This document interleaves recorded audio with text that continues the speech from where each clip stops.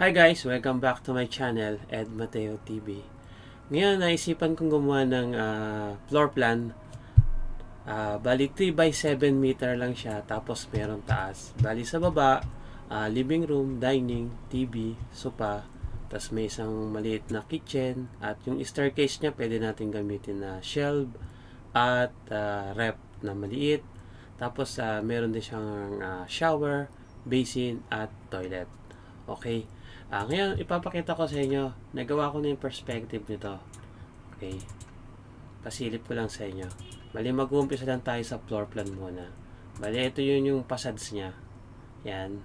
Yan na yung facades niya. Tapos, meron tayong planter dito. May pusa pa at may aso. Wala pa siyang bakod para mapakita ko yung loob. At meron din siyang mga ilaw dyan sa labas. At, ang concept nito parang puro strip. Okay.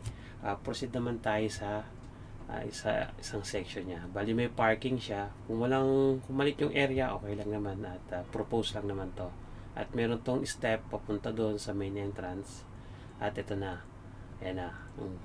Ito na yung terrace niya. Tapos para mas maliwalas. Ito na yung living room niya. Tapos dito dapat yung center table niya. Ito, gagawin ko na lang later on. Gagawin ko itong dining. Bali, nagawa ko ng perspective. At meron tayong napakagandang ceiling at with cob light. At dito, sa strip na to, at merong cob light din. At yung card tray natin, napakaganda. At isang drop pendant light. Ito naman yung staircase. Ito. Bali, ang magiging step ito, 1, 2, 3, 4, 5, 6, 7, 8, 9, 10.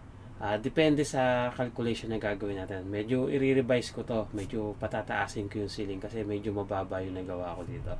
Na-render ko na kasi saka na-extrude ko na. Kaya hindi ko na siya binago. As a reference lang. Ayan, napakagandang ilaw. At meron tayo ditong coblet din sa side na to. At ito yung ating countertop na kitchen. Ang ganda. Okay. Ayan, ito yung kabilang side. Ayan o. Manonotice nyo, ganito yung tama dapat. Na meron ditong skirting para hindi tumama yung paa. Yan. Sa mga papagawa ng bahay, isang tip din to. At, itong isa na window, yun ang tamang window pag may kitchen. Para kahit walang ilaw, at least meron na kayong natural light. Diba?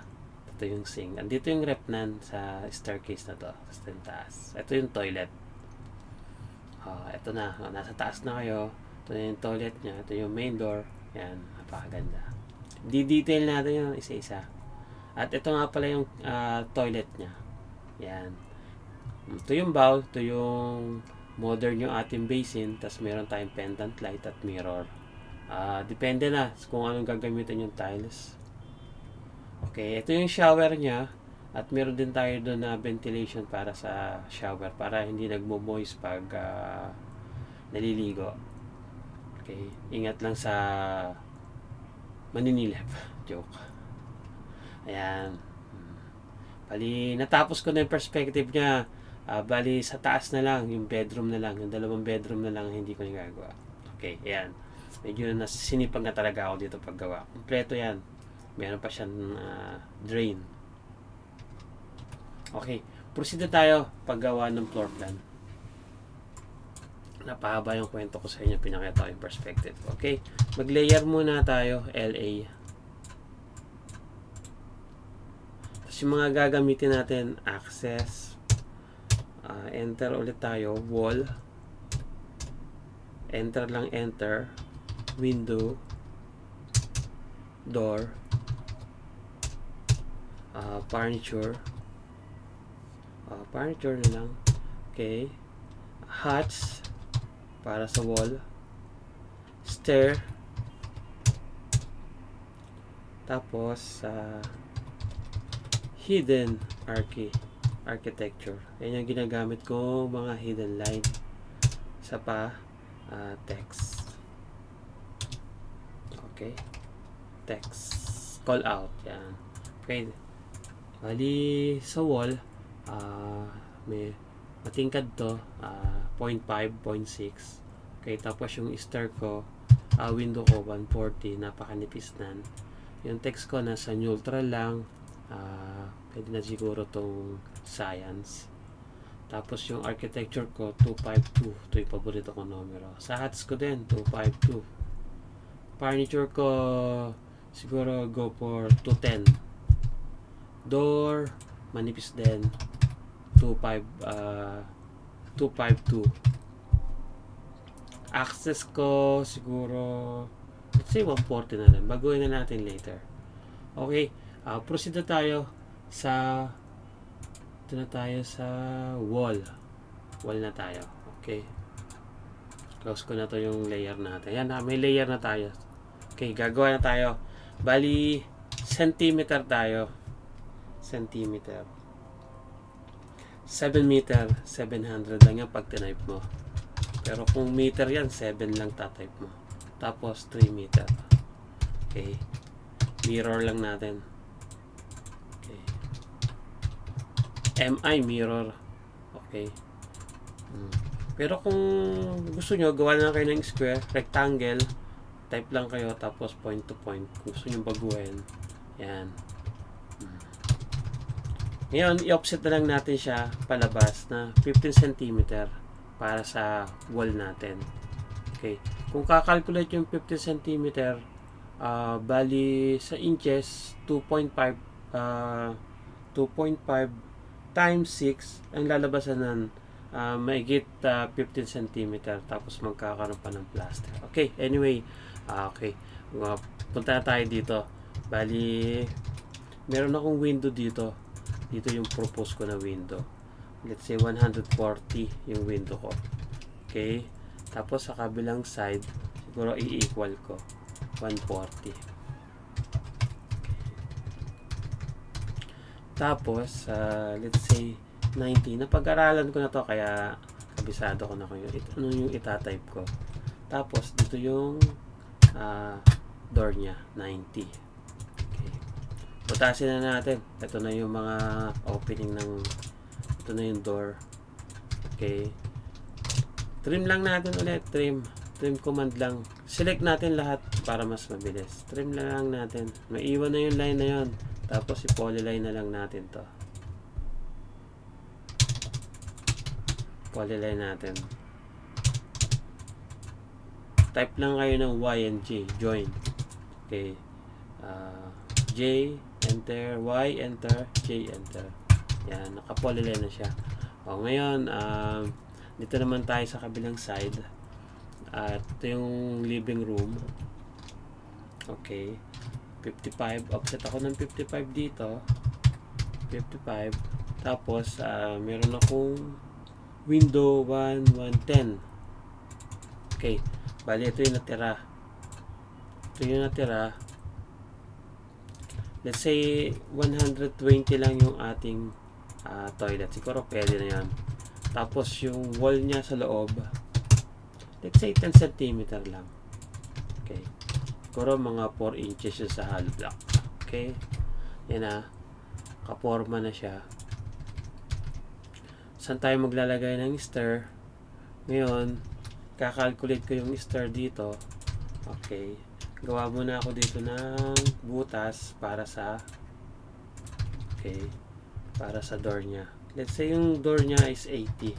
Kung ano, i-modify na lang natin kung 75. Okay. 40 kalahati. Offset. Okay. Polyline lang natin lagi para mas pag sinelect mo yung object, isa lang siya. Yan, isa na lang siya. Tapos to baguhin natin. Wall pa rin pero medyo mas hindi matingkad kaysa do sa primary wall natin sa una. Okay. Okay, proceed naman tayo sa staircase nya. Bali magpalagay tayo ng line dito ulit at i-offset lang natin siya ng 90 cm. Ngayon, na-calculate ko to. Lagayan tayo ng 270. Yan. Para ito yung end ng ating staircase. Okay. Bali, nakatapat siya sa main door. Ito, bali, putulin ko muna siya.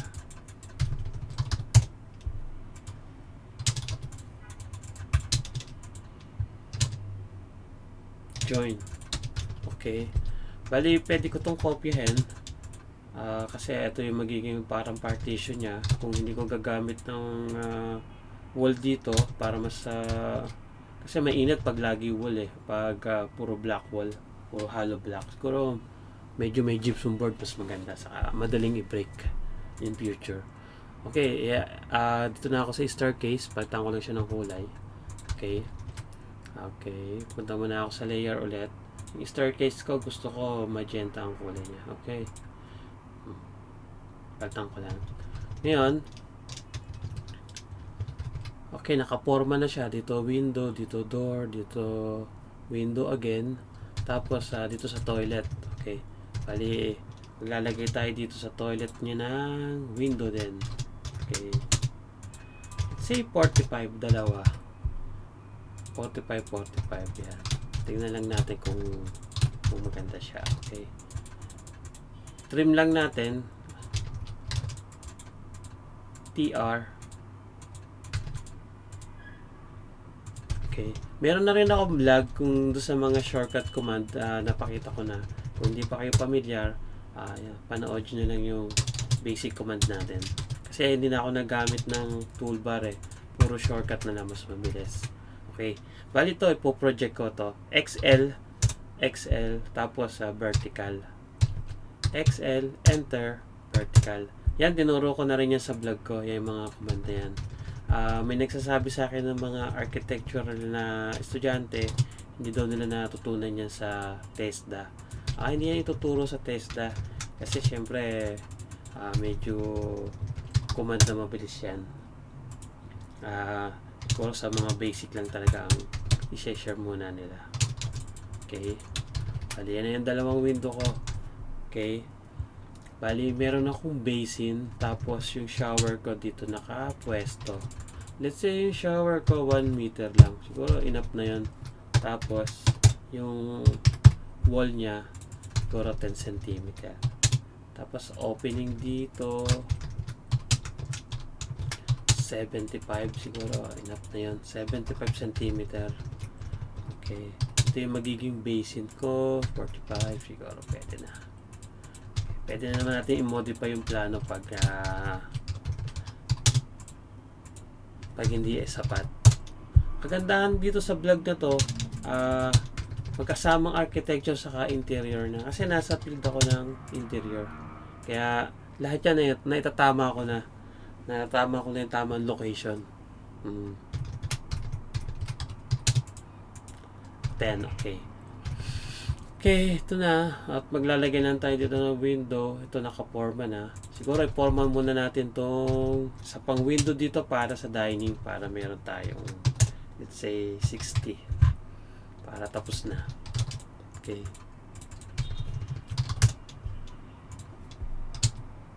Center line na lang. Ano na natin, i-polyline na lang natin. Tapos, kukumanda tayo ng hats. Ngayon, ito na yung 3x7. Bali, nagkamali ako. Yung loob niya ang 7 meter. Tapos, nag-offset lang ako ng 15-15. Siguro, pwede na rin. Dahil, propose lang naman to. At, konting differential lang naman. At, nakalimutan kong i-save. Una-una, lagay nyo i-save yung unang drawing nyo. Bago kayo magtagal na mag-drawing. Pag nawala ng kuryente, hindi na mahahabol. Wala siyang backup. Ngayon, tiny house. Tiny house floor plan. Okay. Yan. Sa ugaliin natin lagi mag-save kada gawa natin. Control S lang. Okay. Ito na naka-forma na. Ito. Bali dito staircase niya. Offset lang ako. Palitan ko lang ang pagpalit ng naka-wall siya, di ba? Pagpalit ng command simple lang. Click niyo lang tong stair. Kita nyo doon. Technique din to. Tapos pindutin nyo tong makeover. Make object layer current. Click lang yan. Ayun, staircase na. Stair na. Kung gusto nyo bumalik sa wall, technique din. Ganun din. Ulitin lang natin. Click nyo lang. Tapos, punta kayo dito sa make object. Whoop. Ayun, bilis. Di na kayo pupunta pa isa-isa dito. Yan. Isang technique din yan. Okay. Punta na tayo dito. 90 cm.